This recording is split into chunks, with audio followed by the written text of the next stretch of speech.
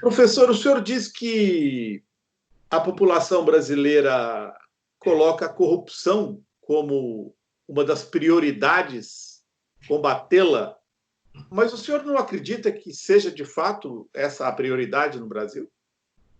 Para construir uma discussão nacional que ilumine um outro caminho para o país, nós temos que vencer algumas ilusões. Ilusões da massa, do povo, e ilusões das elites. A mais importante ilusão difundida no país, na maioria do povo, é que o problema central do Brasil seja a corrupção. Nós temos um problema grave de corrupção, mas é um problema localizado sobretudo na relação entre o dinheiro e a política. Mas não é verdade que haja corrupção sistêmica no Brasil. Se nós compararmos a corrupção no Brasil com a corrupção nos outros maiores países de renda média, os países continentais em desenvolvimento, os países BRICS, por exemplo, a China, a Índia, a Rússia, a África do Sul, a corrupção no Brasil é muito menor, incomparavelmente menor. E se nós amanhã conseguíssemos suprimir toda a corrupção no Brasil, nem por isso os nossos grandes problemas seriam resolvidos.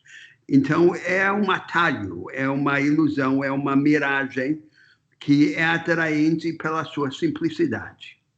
Por outro lado, as elites endinheiradas abraçaram o discurso de que se o governo for reduzido de tamanho, se acertar suas contas, se fizermos o chamado dever de casa e abrirmos a economia para o mundo, vamos começar a voar. Também não é verdade.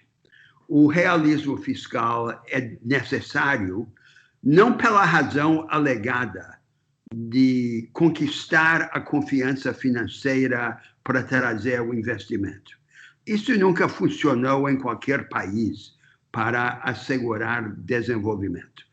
É pela razão oposta, para que o Brasil e seu governo não tenham de ficar de joelhos diante dos mercados financeiros e possam ousar na construção de uma estratégia rebelde de desenvolvimento nacional. A mesma coisa com a abertura da economia.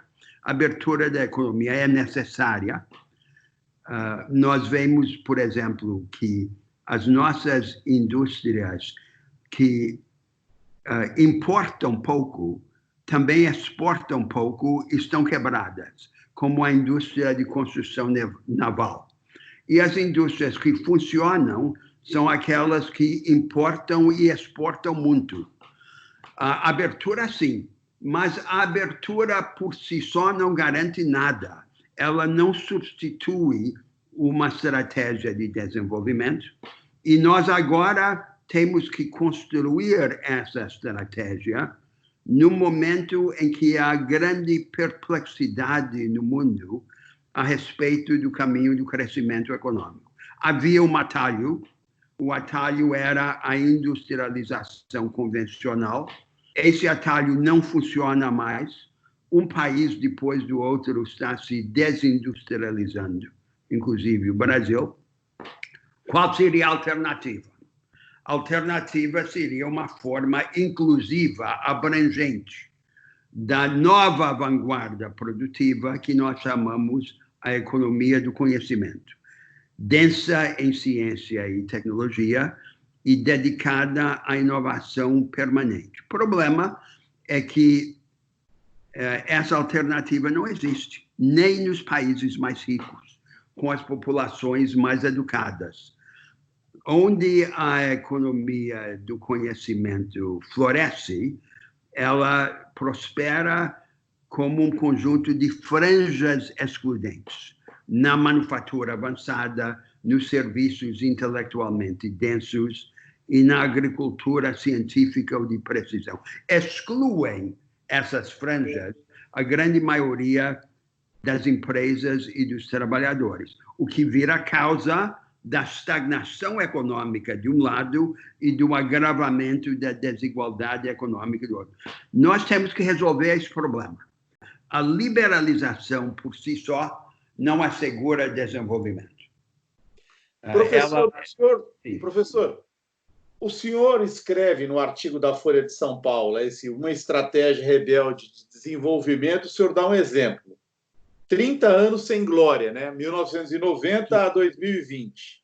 Sim. Crescimento de 1% ao ano. O senhor acha que isso foi resultado da crença da elite brasileira de que tem que fazer o dever de casa? Esse foi apenas um dos elementos. Nós seguimos, não apenas a elite, os governos, inclusive os governos que se viam como de esquerda ou de centro-esquerda, os governos do PT, seguimos um rumo pautado por esse fiscalismo financista, esse pseudo-liberalismo do dever de casa, por aquilo que eu chamo o pobrismo, resolver o problema dos pobres por transferências que, no fundo, por esmolas, não? Eram direitos, resgatavam as pessoas da pobreza, mas não lhe abriam caminho, não as integravam aos centros dinâmicos da economia. E o terceiro aspecto foi aceitar a nossa regressão ao primarismo produtivo. A economia brasileira evoluiu, nós voltamos atrás na direção do século XIX. A agricultura, a pecuária e a mineração com pouco valor agregado, aproveitando as nossas vantagens comparativas na natureza, em vez de apostar na inteligência, ou pelo menos no casamento da inteligência com a natureza, apostamos na riqueza fácil da natureza. Só a inteligência salva. E o resultado está espelhado no perfil do nosso comércio com a China. Professor, deixa eu falar que o senhor falou de pobrismo. Como integrar, então, já que o pobrismo não resolveu, né? O Plínio de Arruda Sampaio chamava de melhorismo. Já que isso não resolveu, como integrar essa camada emergente num processo de mudança do Brasil? Porque essa camada emergente do Brasil acabou, parte dela, indo para o lado do Bolsonaro, para a extrema esquerda. Não confundamos pobres com emergentes. Né? Vamos chegar lá, porque é o meu segundo ponto. O primeiro obstáculo são essas ilusões. As ilusões do povão e as ilusões das elites. O segundo obstáculo é a falta que nos faz uma coalizão majoritária capaz de sustentar uma alternativa nacional, uma alternativa produtivista, capacitadora e inclusiva, como aquela que nós precisamos. O ponto-chave é a alienação recíproca, o distanciamento entre as forças de centro-esquerda, as forças progressistas, sejam as esquerdas independentes, sejam os que se veem como social-liberais ou social-democratas, e os emergentes. Nós temos no Brasil um novo agente social, que vem de baixo, uma segunda classe média, uma pequena burguesia empreendedora, mestiça, morena, que, ao contrário da classe média tradicional, não procura o emprego público e as profissões liberais. Procura o os negócios familiares, os empreendimentos autônomos e constrói uma cultura de autoajuda e iniciativa. Essa pequena burguesia empreendedora, descrê da política e dos partidos, tem nojo da política. Atrás dela está uma multidão de trabalhadores ainda pobres, mas que subjetivamente aderiram a essa cultura. Tem os olhos vidrados nessa vanguarda. São os que nós chamamos os batalhadores. E aí vem a massa pobre. A massa pobre atrás dos batalhadores, beneficiária das transferências sociais, mas sem opção, sem ponte para avançar. Essa é a situação. E esse conjunto que eu estou chamando os emergentes, englobando este mundo, os emergentes, não só a pequena burguesia empreendedora, mas aqueles que subjetivamente, na cultura e na consciência, já buscam esse caminho, são a parte mais importante do Brasil hoje, socialmente. É a vanguarda do Brasil. O povo brasileiro tem os olhos voltados para essa vanguarda. E hoje a Revolução Brasileira seria o Estado usar seus poderes e recursos para permitir à maioria, inclusive a maioria pobre, a que você se referiu, seguir o caminho dessa vanguarda. Mas esses emergentes estão muito distantes das forças que propõem transformação estrutural e facilmente capturadas, seduzidas por um discurso fantasioso que promete atalhos. Então, por exemplo, o tema da suprimir a corrupção, que nós discutíamos antes. Então, acaba com a corrupção, coloca na cadeia, aí o Brasil vai para frente. Tudo fantasia. Hein? E agora, é a variante brasileira de um fenômeno mundial. O centrismo social liberal, social-democrata, que abandonou qualquer agenda de mudança estrutural a partir de meados do século passado, não conseguiu mais resolver ou sequer abordar com clareza os problemas estruturais das sociedades contemporâneas, como, por exemplo, a segmentação hierárquica do aparato produtivo em vanguardas e retaguardas cada vez mais distantes.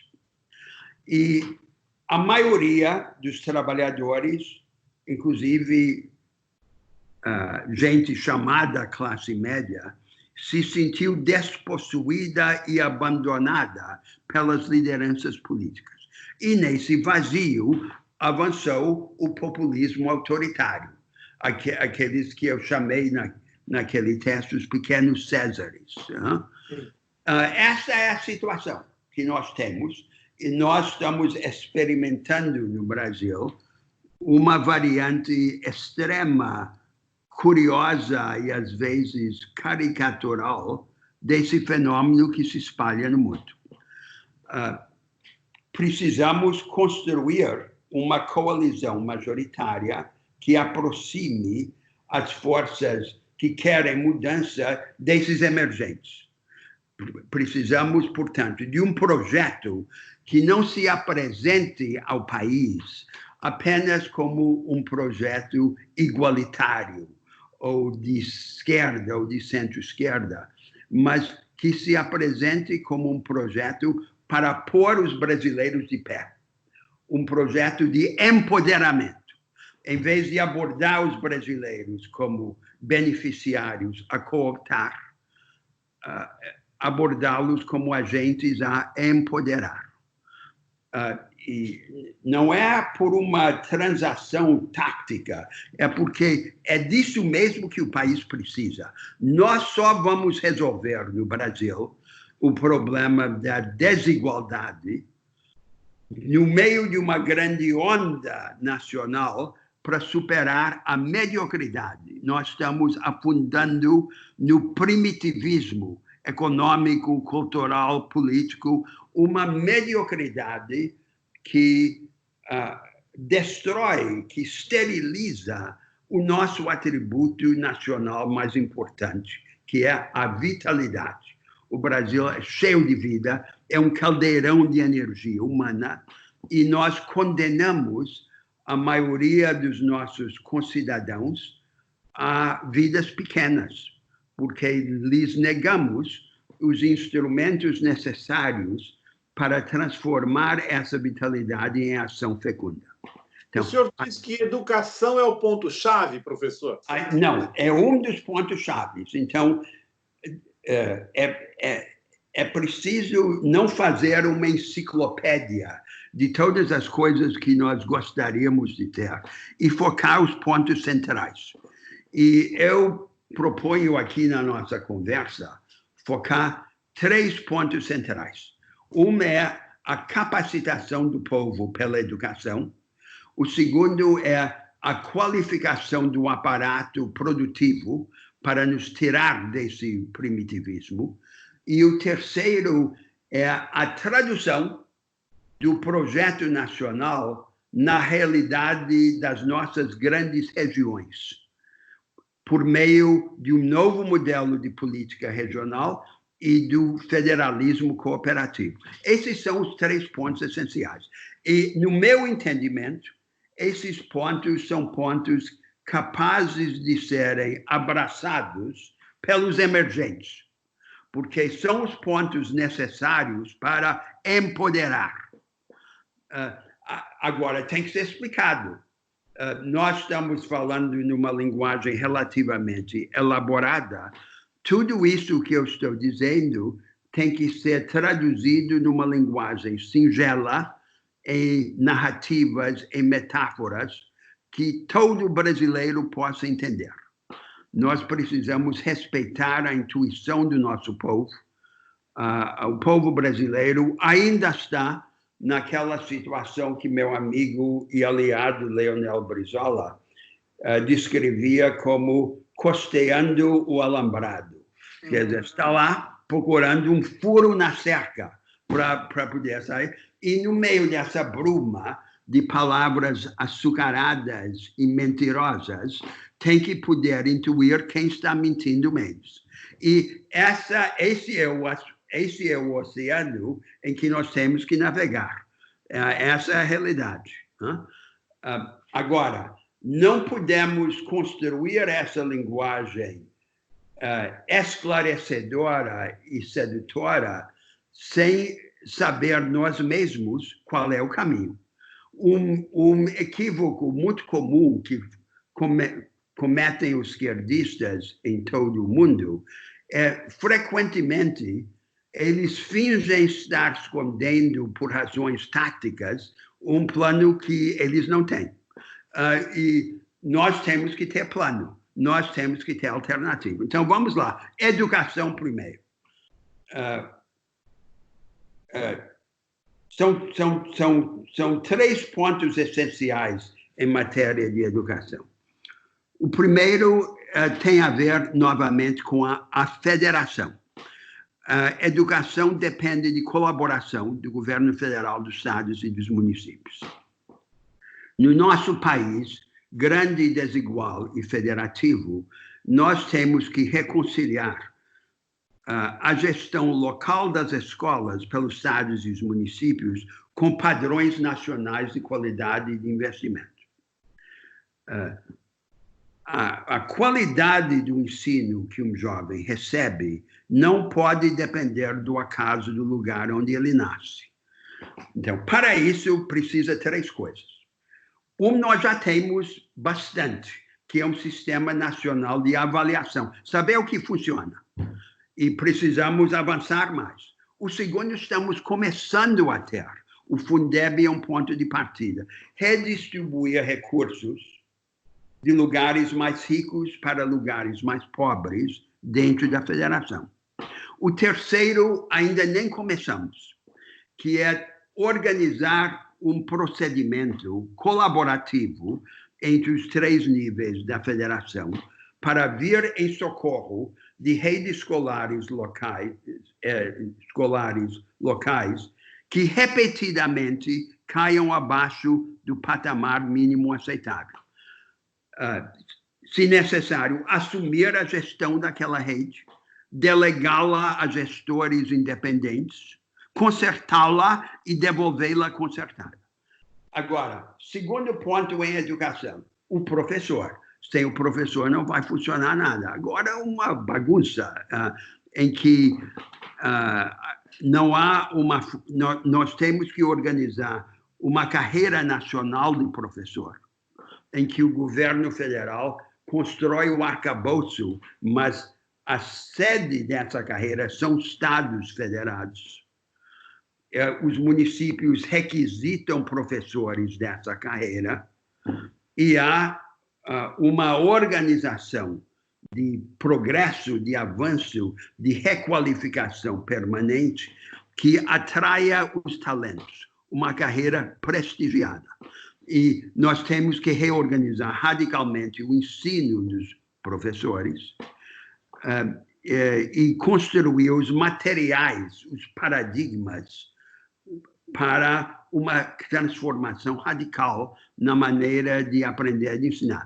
Terceiro ponto é o conteúdo pedagógico. É esse paradigma pedagógico. Nós temos tradicionalmente no Brasil enciclopedismo raso e decoreba. É como se o objetivo da educação brasileira fosse transformar jovens brasileiros do século XXI em crianças francesas do século XIX. É um absurdo. É uma guerra contra nós mesmos. Quer dizer, o que é o Brasil? É uma grande anarquia criadora. É o país onde o sincretismo, a mistura de tudo com tudo, é ao mesmo tempo o problema e a solução.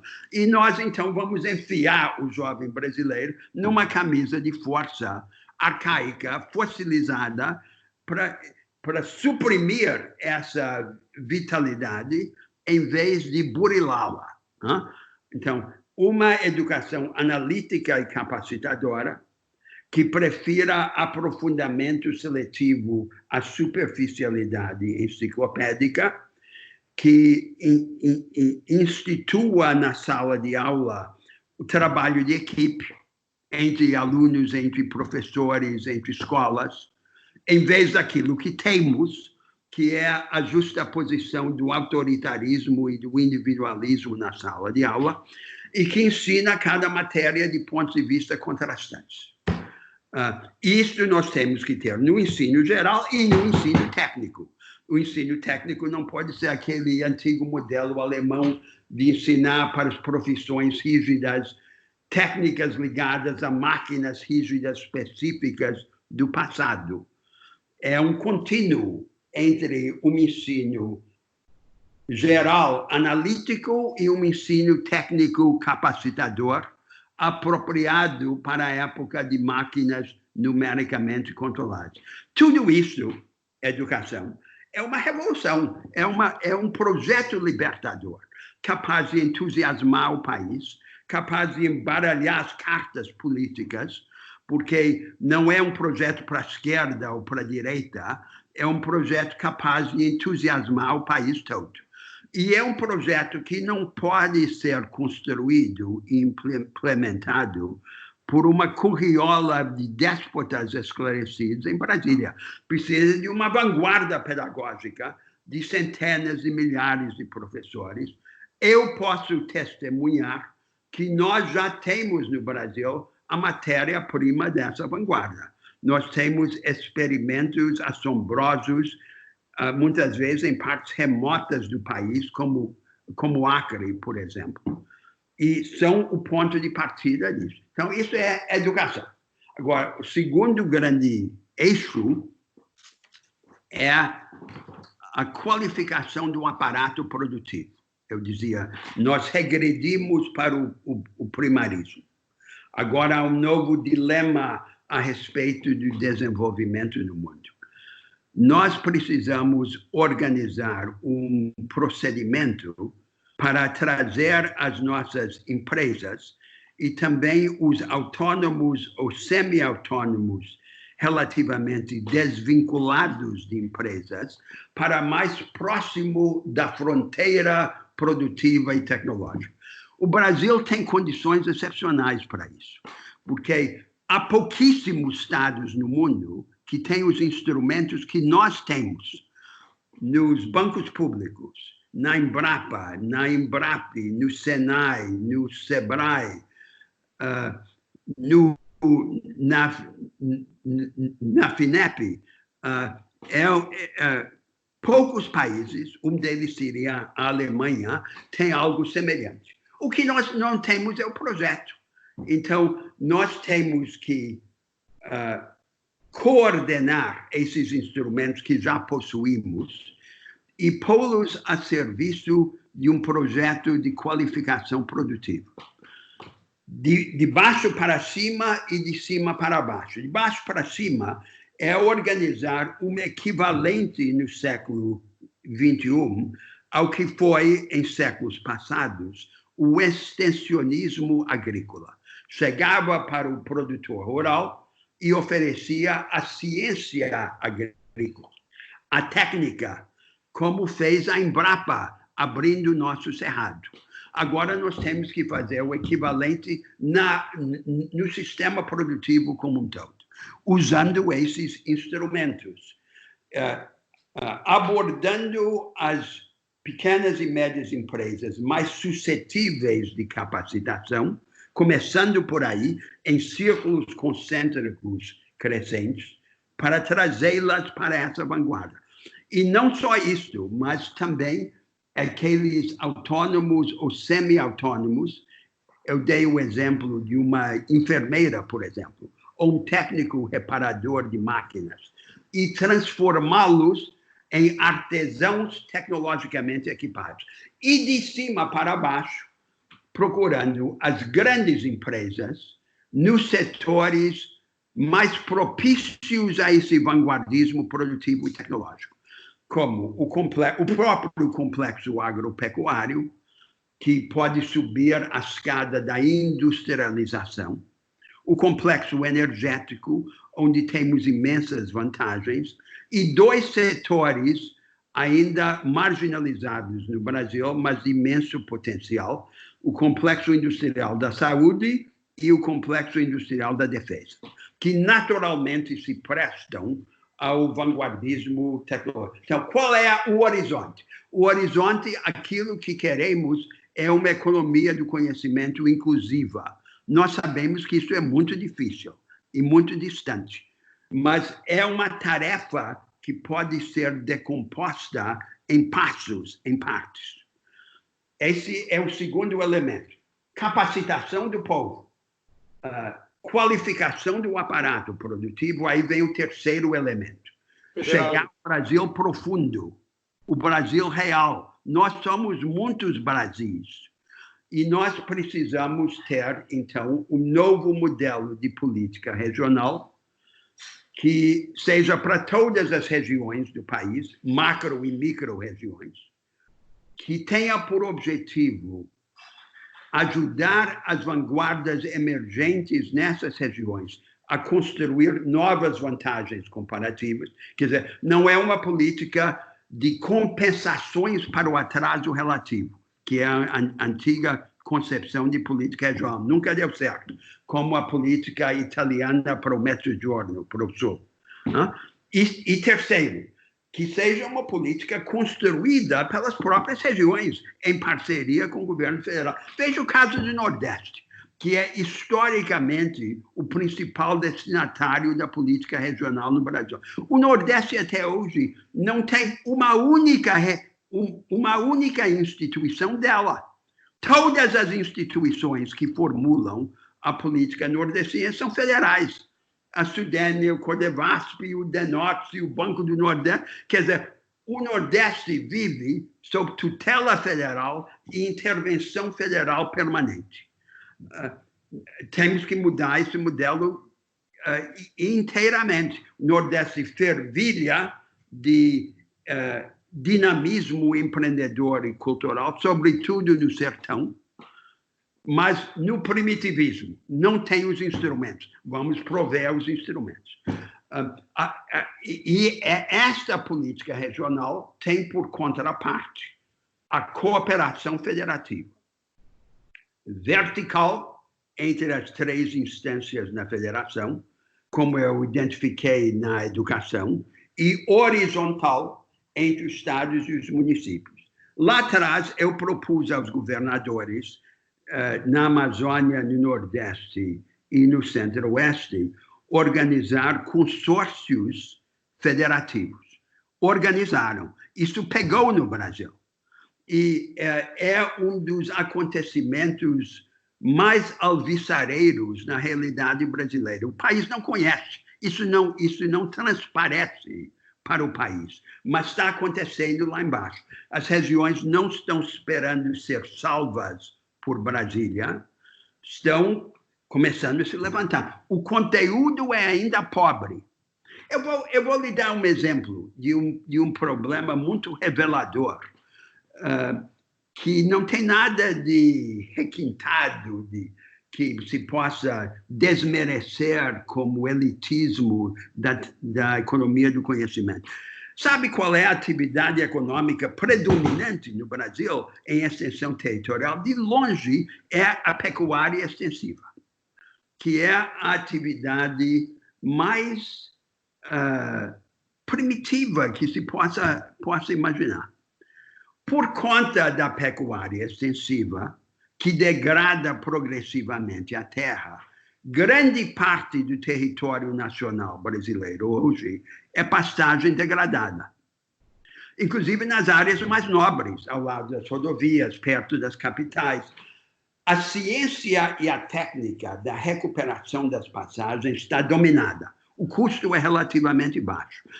Recuperar e transformar no palco de um novo paradigma agropecuário que combine diversificação de lavouras perenes, em vez só da monocultura da soja, intensificação da pecuária, manejo florestal sustentável e industrialização rural. Isso é inteiramente factível. É um avanço natural para o Brasil, mas esse avanço precisa ser pensado e construído.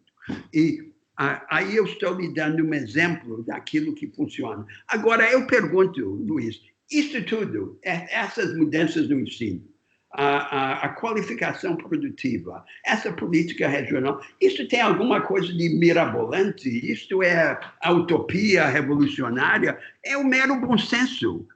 E é um bom senso organizado, com os instrumentos que nós já temos à mão, e que seriam o conteúdo programático daquela coalizão majoritária entre os progressistas e os emergentes de que o Brasil precisa. Professor, ponto-chave. O senhor está falando de uma coalizão necessária num país em que o Congresso é muito poderoso. Sim. E que o Congresso sempre amarrou, ao longo desses anos que o senhor descreveu, desde o Collor, desde o fim da ditadura militar, desde o Sarney, o Congresso sempre amarrou as mãos dos presidentes da República. O Congresso é poderoso, o Sarney comprou 5 anos de mandato dele, Fernando Henrique comprou a reeleição, o PT comprou a maioria. E agora o nosso presidente Jair Bolsonaro está comprando maioria para não sofrer o impeachment. Como enfrentar esse dilema? Aí vem a relação entre esse projeto e a reforma da prática política e do modelo político. E vou começar pela seguinte observação. A elite reformadora no Brasil tradicionalmente acredita que a reforma do Estado e da política seja o que chamam a mãe de todas as reformas. Quer dizer, uma condição antecedente. Tem que reformar o Estado e a política. Acontece que na história Não ocorre assim. Nenhum país reforma o Estado e a política para só depois decidir o que fazer com o Estado e a política reformados. A reforma real do Estado e da política só ocorre, de fato, no meio de uma luta para reorientar o caminho econômico e social. Nós conversávamos antes sobre o caminho. Aí é que vai ocorrer, no meio dessa luta, construir um outro Estado e uma outra política. Na política, a realidade é que o nosso regime presidencial tem uma grande vantagem e um grande defeito. A vantagem é que permite uma marcha direta ao centro de poder, por um outsider, por alguém de fora, um forasteiro. E pode dar errado, como tem dado errado muitas vezes no Brasil. Mas permite essa marcha. As elites querem confiscar a soberania popular, instituindo um remédio de parlamentarismo, que é para concentrar o poder entre elas, entre as oligarquias partidárias. Quase todos os partidos. Esse clube dos donos quer, não, vamos governar, vamos indicar o primeiro-ministro e não o povão ignorante que nos dá, cada 4 anos, nos faz passar por esse sobressalto. Por isso, nós temos que, nessa fase histórica, ainda manter a eleição direta de um presidente com mandato forte. Mas esse regime presidencialista que nós copiamos dos americanos tem um defeito, que ele foi desenhado por Madison para desacelerar a política e perpetuar os impasses, porque eles não queriam que a política fosse instrumento de transformação da ordem econômica e social. Nós temos que dotar o regime presidencial de mecanismos para a resolução pronta dos impasses. Por exemplo, por eleições antecipadas, quando há impasse. E pelo federalismo cooperativo e experimentalista. A reinvenção da federação e o redesenho do regime presidencialista. Mesmo nesse regime defeituoso que nós temos, o presidente, nos 6 meses iniciais de seu mandato, goza de imensa margem de manobra. A experiência demonstra que no início do mandato, o Congresso faz basicamente o que o presidente quer.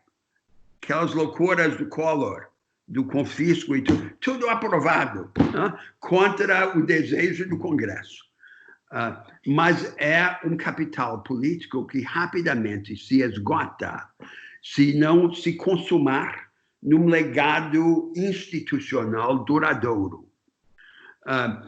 É comum no Brasil julgar que os partidos fortes sejam causa dos projetos fortes. E aí dizem, não temos partidos reais, só vamos ter no parlamentarismo, e aí é essa bagunça de pequenas negociações casuísticas. Não ocorre assim no Brasil. Nós tivemos o regime partidário mais forte na evolução da democracia de 46, no século passado, porque Getúlio Vargas, em 1950, se reinventou como um nacionalista industrializante e o quadro partidário se organizou. Os partidos a favor do projeto de Getúlio e os partidos contra.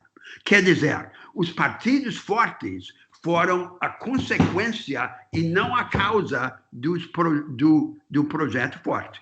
E assim vai ocorrer novamente. Então, essa margem, essa possibilidade existe, mesmo dentro do regime defeituoso. Mas o momento mágico do início do poder tem que ser aproveitado, então, para redesenhar o regime. Nós não vivemos no Brasil um grande momento de construção institucional desde Vargas. O que nós temos é pessoas propondo gastar dinheiro de uma forma ou de outra. para os pobres, para os banqueiros. E aí é como as ondas do mar, vem e volta. A única coisa que fica em política é o legado institucional. Por isso mesmo, nós no Brasil continuamos a nos mover em meio aos destroços do corporativismo varguista. É a única coisa que temos. Atrás dessa alternativa que eu propus, que eu esbocei na nossa conversa, está a ambição de uma nova construção institucional na economia e na política. E uma construção institucional pautada por um objetivo superior, que é o empoderamento dos brasileiros. Eu vejo uma vitalidade anárquica e desmesurada no Brasil, e eu não quero que essa vitalidade continue a se esterilizar por falta de instrumentos. Professor, no seu artigo o senhor mais ou menos descarta os partidos existentes, o PSDB e o PT. O PT é o maior partido do Brasil, um dos maiores. O senhor acha que dá para descartar o PT assim? Você sabe que eu julgo que nós temos que construir novas lideranças e que essa alternativa que eu descrevo possa ser legitimamente representada por várias lideranças. Agora, eu tenho um candidato. Eu julgo que entre essas figuras de primeiro plano na política brasileira, o mais qualificado para liderar esse processo é o Ciro Gomes, que eu repetidamente apoiei nas candidaturas presidenciais. O PT e o PSDB são, para mim, duas cabeças da mesma serpente. Esse centrismo social-liberal ou social-democrata, essa humanização do inevitável que nos conduziu ao desastre. Isto foi a época da hegemonia dessas forças, foi a época em que nós julgamos que a tarefa central da política é prover o açúcar. Todo mundo no Brasil, na política brasileira, fingindo ser social-liberal ou social-democrata. O que é o social? O social é o açúcar, com que se pretende dourar a pílula do modelo econômico. O povo brasileiro aceita açúcar se não tiver outra coisa. Mas agora não quer açúcar, quer botar para quebrar, quer inovar, quer criar, quer construir. E nós não podemos confiar o nosso futuro às duas forças que se especializaram na abdicação de um projeto rebelde e na distribuição do açúcar ao povo brasileiro. Uma questão muito prática, né? O Brasil, o senhor falou da mineração, que é um ponto-chave do Brasil. O senhor, obviamente, conhece a Lei Candir. A Lei Candir faz com que o Brasil exporte trens e trens e trens de minério de ferro e não fica nada no Pará. Abre um buraco no estado do Pará, por exemplo, o buraco não fica nada na economia de volta, coloca no trem e vai direto para o navio. Pois é, isso também se dá com o nióbio de Araxá, né? Recentemente o governo está prorrogando por 30 anos a entrega do nióbio O senhor acha que o Ciro teria força política? Porque é o seguinte, a Vale do Rio Doce é uma empresa do Bradesco, que tem grande participação. E o nióbio do Araxá, por exemplo, grande participação do Itaú Unibanco. O senhor acha que o Ciro Gomes tem coragem para enfrentar o Itaú e o Bradesco? O presidente que sabe o que quer, que sabe o que é necessário, que tem um projeto forte, apoiado pela maioria popular, e tem imensa margem de manobra para construir um caminho. É muito importante que esse caminho apareça aos olhos do país como um caminho para muitos. Não pode estar aprisionado por um sectarismo esquerdista. Tem que ser um projeto amplo produtivista, capacitador e nacional para pôr o Brasil de pé. Um presidente que começa a encarnar essa ideia aos olhos do país tem imensa força. Agora, é claro que uma ideia como essa não pode viver apenas em poucas cabeças. Ela tem que ser amplamente compartilhada. E, portanto, nós temos que caminhar no país, nós temos que explicar, que debater e que construir uma coautoria nacional desse projeto. É muito difícil, porque eu vejo no meu caso, nas minhas tentativas de levar adiante uma discussão programática no Brasil. O que eu tenho como instrumento? Eu tenho os instrumentos de Rui Barbosa, no século XIX, fazer discurso em auditório para 100 pessoas. Podia passar 1000 anos fazendo isso e seriam grãos de areia. Né? Então, os meios de comunicação em massa é que são a ponte para chegar ao povo brasileiro. A minha experiência andando o país, eu já fui a todos os estados, ao interior e ao interior do interior, dialoguei com brasileiros de todas as classes sociais. É um país singularmente despido de preconceito.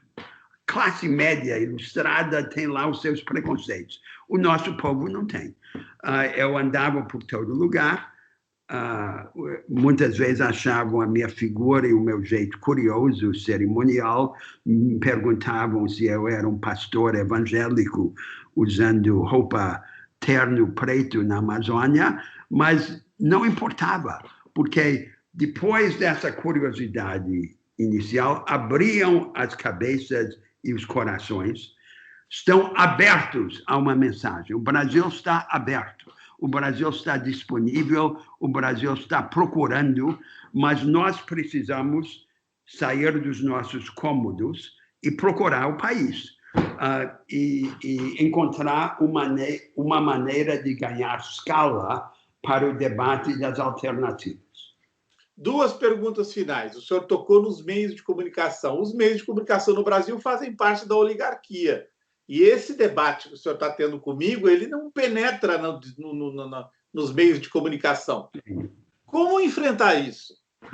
Eu não proponho qualquer regulação ou policiamento da mídia. Não é isso que eu proponho. O que eu proponho é uma multiplicação, uma diversificação de formas de propriedade na mídia. Então, cooperativas de movimentos sociais, cooperativas de jornalistas. O que eu quero é muitas vozes. Não é esse debate que eu estou propondo, é um debate que é impossível perder. A única maneira de perder esse debate é não ter o debate, que é isso que, de fato, ocorre. Então, nós temos que organizar um sistema que abra os acessos, abra os caminhos, para que haja muitas formas de propriedade nos meios de comunicação e de acesso aos meios de comunicação. E os governos e as leis podem ajudar nisso. Não é para ter mídias oficiais, é para construir um arcabouço normativo impessoal que diversifique as formas de propriedade e de acesso nos meios de comunicação. E, com isso, ter o espaço público de que nós necessitamos para esse debate nacional indispensável. Finalmente, o senhor falou como uma das questões centrais que a coalizão entre a centro-esquerda e emergentes é essencial, inclusive, para o candidato Ciro Gomes. Como fazer? Como que o Ciro Gomes poderia se aproximar desses emergentes, professor? É com esse discurso? Como que ele faz? Porque esses emergentes hoje... Não, tem que procurar, tem que ir lá, tem que falar com as associações de pequenos produtores, tem que procurar os evangélicos. Eu fiz um trabalho de base no Centro-Oeste, trabalhei com os governadores do Centro-Oeste. Na época em que eu trabalhei, eram quase todos tucanos e me receberam de braços abertos. Propus a formação do consórcio Brasil Central, que eles formaram. Fui lá ao estado de Rondônia. Sabe que na nossa fronteira agrícola no oeste há a maior proporção de evangélicos. Um estado como Rondônia foi construído por pequenos produtores. E o que nós temos, Luiz? Como política industrial, eu vi lá o dinheiro do trabalhador financiava o BNDES, era o FAT. Agora, depois passou a ser transferências diretas do Tesouro. O BNDES pegava o dinheiro do trabalhador, usava para financiar as fusões e aquisições, por exemplo, no mercado de carne, de frigoríficos, para formar esses oligopólios da carne, financiados com o dinheiro do trabalhador brasileiro. O oligopólio chegava lá em Rondônia e comprava os frigoríficos pequenos da classe empreendedora emergente, muitas vezes fechá-los e degolar essa energia emergente. E isso foi feito pelos governos de centro-direita, pelos governos de centro-esquerda, dentro dessa confusão de primitivismo econômico, pobrismo e dever de casa. Deu a sombra, a base para... Tem que acabar com isso. E isso não é uma coisa misteriosa. Esse é o Brasil real que eu vi. E nós temos que construir agora um projeto que ofereça uma alternativa clara. Nós temos que focar os mecanismos essenciais de mudança, que, a meu ver, os mais importantes são aqueles que eu mencionei: o da educação, o da produção e o de chegar lá na ponta, no Brasil real das regiões. E é claro que nessa luta nós começamos também a mudar o jeito de fazer política e o regime. Mas esta mudança do regime tem que ser empurrada pela tentativa de construir lá na base essa alternativa produtivista. As pessoas, os líderes, quem vai fazer, quem vai ser eleito, isso é o eleitorado vai decidir. O bom disso é o seguinte, que nessa escuridão toda, em que as luzes estão apagadas, o povo brasileiro está lá no escuro procurando. Então, nós temos que encontrar uma maneira de ir ao encontro dele. Muito obrigado pela entrevista, professor. Muito obrigado, ótimo. Obrigado, Luiz. A minha preocupação, que eu fiz essa última pergunta, é porque eu convivendo aqui no Brasil com o pessoal que faz o Uber, né, o motorista de Uber, o entregador do iFood, essas pessoas mais simples, elas estão muito convencidas do projeto. Muitas delas estão convencidas do projeto do Bolsonaro, que é destruir tudo, não é? E isso me surpreende, de certa forma. Mas não está destruindo tudo. O problema é que é uma mentira. Ele segue nesse mesmo rumo que nós seguimos. Sim. Com esse diversionismo atrás das guerras culturais, dos atalhos, dos corruptos, da violência. Isso é uma série de mágicas. Sim, o problema da mágica é que, em algum momento, a mágica deixa de convencer. A mágica não funciona, ela pode ter uma vida longa. Nós todos ficamos impacientes e frustrados porque nós não vivemos as nossas vidas no tempo histórico. Nós vivemos as nossas vidas no tempo biográfico. E nós queremos as soluções já. Mas isso tough luck, isso é a realidade. Não? A história tem o seu ritmo. precisa ter paciência e bom humor para aceitar essas coisas, né? E ir atrás.